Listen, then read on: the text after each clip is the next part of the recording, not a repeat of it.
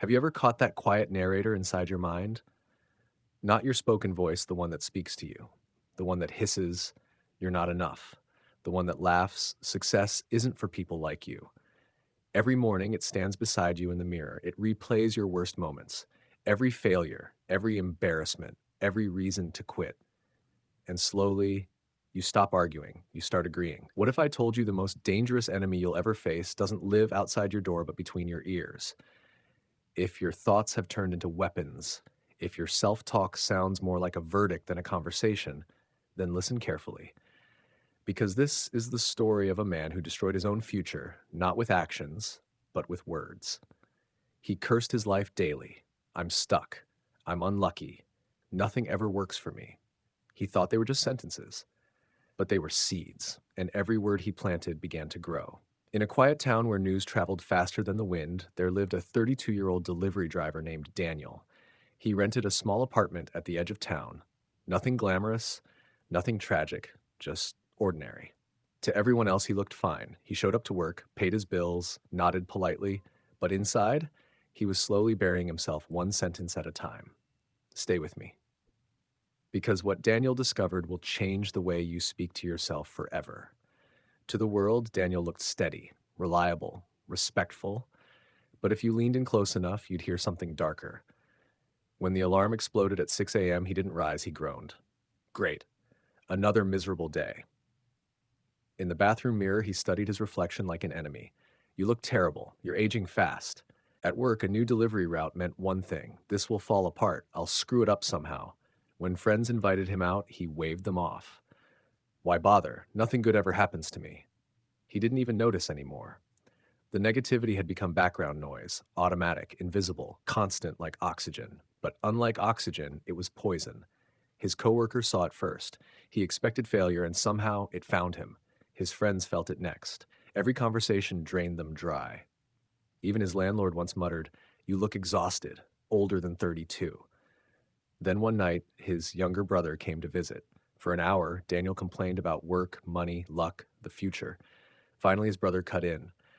"Daniel, listen to yourself. Every sentence is a curse. You keep speaking decay over your own life. If you keep declaring things dead, don't be shocked when everything feels lifeless." Daniel scoffed. "I'm just realistic. That's who I am." His brother's voice softened. "No, that's who you've convinced yourself you are. That's not the same thing." After he left, the apartment felt heavier than usual. "You're cursing your own life." The words wouldn't let him sleep. For the first time, Daniel actually listened to his thoughts, and what he heard chilled him. A relentless stream of quiet brutality. "I'm not enough. I'm unlucky. I'm stupid. People tolerate me. I'll end up alone. I always fail." It wasn't realism. It was self-destruction. For years, he had been planting seeds of defeat, watering them daily. Now he was standing in a harvest he didn't recognize, but had grown himself. 3 weeks later, everything snapped. It was his last delivery of the evening. The sky cracked open and rain hammered the empty highway.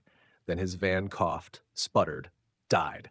No signal, no streetlights, no help in sight, and the package in the back seat was time sensitive. Daniel slammed the steering wheel. Of course this would happen to me. The delivery was urgent, and he knew if it arrived late, the blame would land on him. Rain pounded the roof of the stalled van. No signal, no headlights in sight, just darkness and the sound of his own breathing.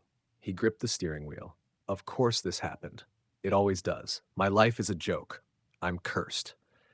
The words hung in the air, and for the first time, they didn't sound like facts. They sounded like incantations, like something he kept chanting and then living. A strange thought pierced through the storm. What if I'm not describing my life? What if I'm scripting it? His chest tightened. He suddenly remembered his grandmother's voice when he was a boy. "Life and death sit on the tongue. Choose your words carefully. They carry weight." He used to roll his eyes at that. Old sayings, old fears. But stranded in that dead van, soaked in frustration, he wondered, what if she wasn't being poetic? What if she was being precise? An hour later, a passing truck driver pulled over and helped him restart the engine. It was a small rescue. But something far bigger had already shifted. While waiting in that rain, Daniel made a quiet decision. For 30 days, he whispered to himself, "I will monitor every word I speak about my life, and I will change them." It felt ridiculous, almost impossible. The negative voice had been rehearsing for years. It was loud, automatic, skilled, but continuing the way he had been. That was no longer survivable. The next morning, instead of scrolling on his phone before work, Daniel walked to the small community garden near his apartment building. He had never planted anything in his life, but that day, he decided to start. Daniel didn't know why he walked into the garden that morning, but something pulled him there. At the far end stood an elderly man, Mr. Chen, tending a plot that looked almost unreal. Tomatoes bursting with color, rows of lettuce standing tall, flowers blazing in reds and golds. Just a few feet away was Daniel's own patch of soil, abandoned, choked with weeds, lifeless. "Sir," Daniel asked quietly, "how do you make everything grow like that?" Mr. Chen smiled, lines folding gently across his face. "I choose good seeds, I water them daily, and I remove what doesn't belong. It's simple." Daniel glanced at his own mess. "I tried before. It failed. I'm terrible at this. I ruin everything I touch." Mr. Chen crouched down, scooped up a handful of dirt, and let it slip through his fingers. "Did you hear yourself?" he asked softly. "Terrible. Ruin everything. Those are seeds, too."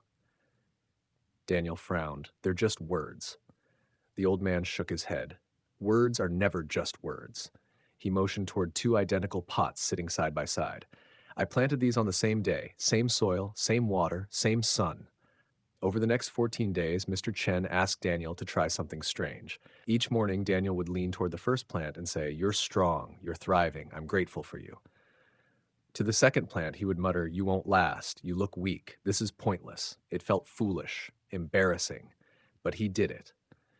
2 weeks later, the difference was undeniable. The first plant stood taller, leaves thick, color-rich, alive. The second looked drained, smaller, faded. They had received identical physical care.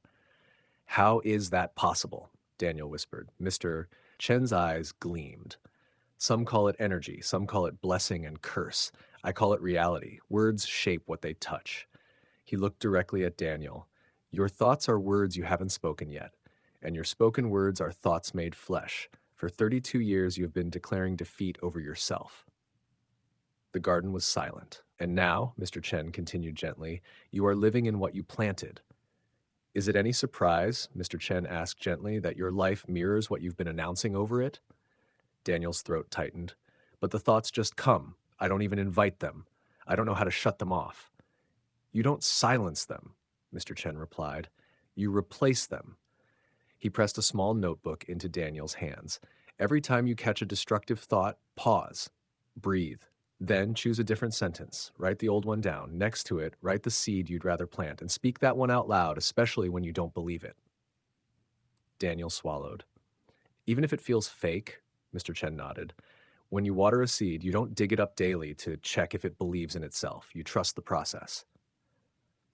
Day one nearly broke him. By noon, Daniel had recorded 23 negative statements. By bedtime, 47. 47 times he had attacked his own future without noticing. "This will go badly" became, "I'm open to unexpected wins." "I'm so stupid" became, "I'm capable of learning." "Nothing ever works for me" became, "Opportunities are finding me." At first, the new words tasted unfamiliar, artificial, thin, like reading lines from someone else's script. But he kept going, because something inside him finally understood. Seeds don't ask whether you feel confident planting them. They respond to repetition, to consistency, to care. And for the first time in his life, Daniel was tending his inner garden instead of poisoning it. Day 7. Something subtle shifted. A customer who normally snapped at him smiled. It was small, almost forgettable, but it was different. Day 14. His brother called. "Daniel, what's going on with you? You sound lighter." Daniel hadn't even noticed the change in his own voice. Day 21. His supervisor pulled him aside. "I don't know what you're doing," she said, "but your presence feels different. Keep going."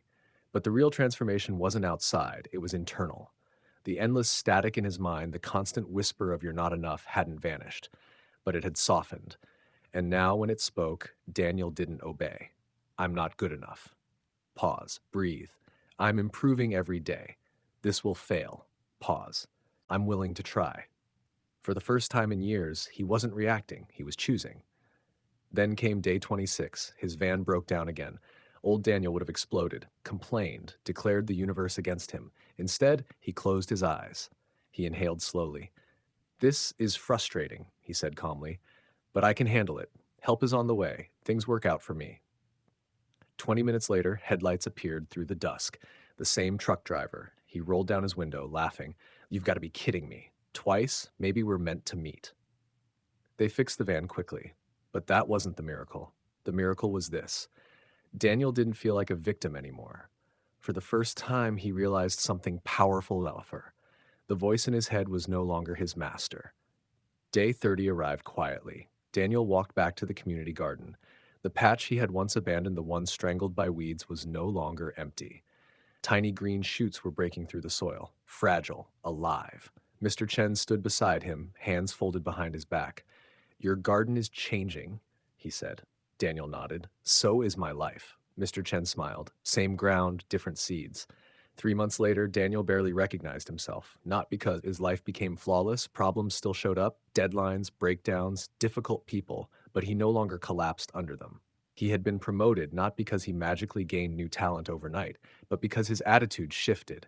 He noticed opportunities instead of obstacles. Friends who had drifted away began calling again.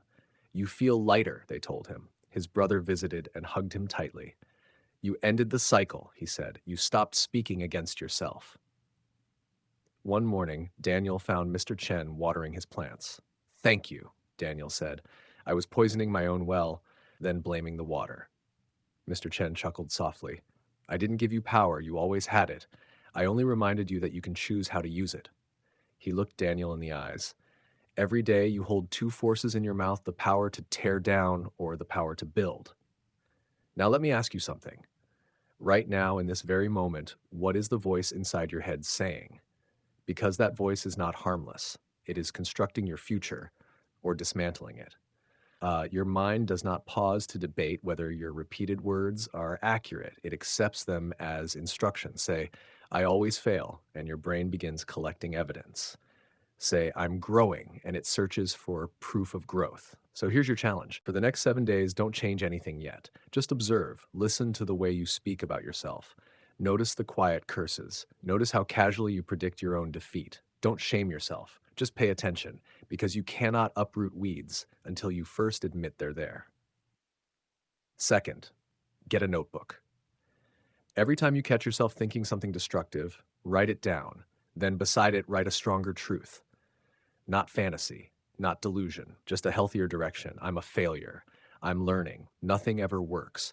I'm open to better outcomes. I'm unlucky. Opportunities can find me. Third, say those new words out loud every morning, every night, especially when the old voice gets loud.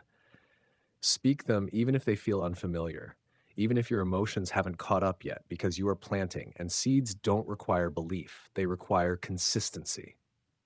This isn't about pretending problems don't exist. It's about refusing to join the attack against yourself. The world already offers enough resistance. You don't need to become your own enemy. You've spent years, maybe decades, rehearsing defeat. 30 days of new language won't rewrite everything overnight, but it will start something. And once you feel even the smallest internal shift, you'll realize your words are not commentary.